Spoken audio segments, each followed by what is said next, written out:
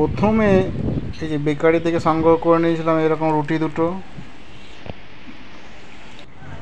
তারপর এই যে ডিম আর সস মুদিখানা দোকান থেকে,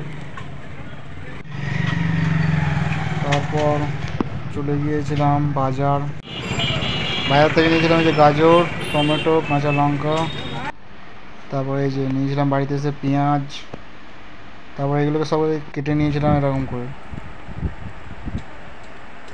তারপর এই যে তাওয়া চাপিয়ে আগুনে গ্যাসে রুটিগুলোকে প্রথমে দুটো করে মাছ দিয়ে কেটে নিয়েছিলাম অর্ধেক করে, তারপরে শুকনো তাওয়াতে হালকা করে আগুনটা জ্বালিয়ে লো ফ্লেমে এই যে হালকা করে সেঁকে নিয়েছিলাম হালকা করে সবগুলো। তারপরে দিয়েছিলাম যে হালকা করে খুবই অল্প পরিমাণ তেল আর ডিমটা হালকা করে বিরিয়ানির মতো করে। এতে আমি টোটাল দুটো রুটিতে মোট 3খানা ডিম নিয়ে করেছিলাম। এই ডিমটা হালকা করে হয়ে যাওয়ার পর তারপরে দিয়েছিলাম একটা রুটি,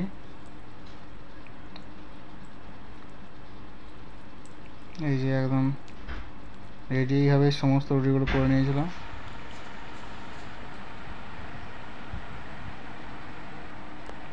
তারপর এই যে সালাড দিয়ে সাজানোর বলা হালকা করে বিট লবণ দিয়ে নিয়েছিলাম উপরে, কারণ সালাডগুলো সব দেওয়া হবে কাঁচা সালাড।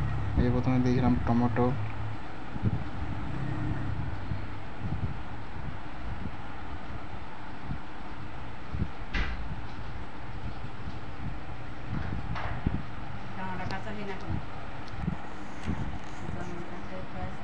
তারপর দিয়েছিলাম যে কিছু কুচি পেঁয়াজ কাঁচা,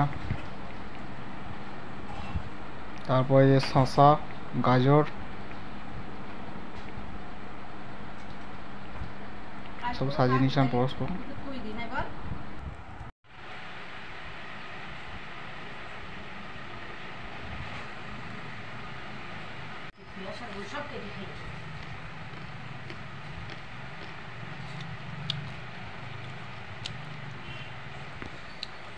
তারপরে যে উপরে হালকা করে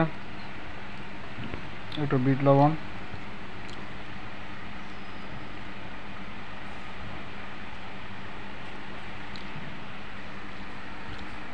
তারপরে যে উপরে শেপটা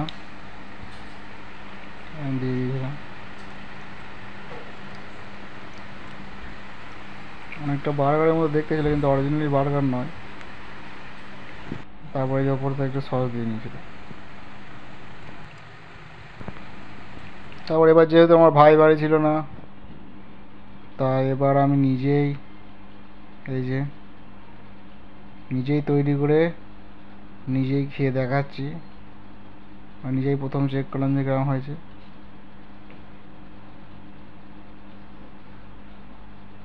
ভালোই লেগেছিলো মোটামুটি।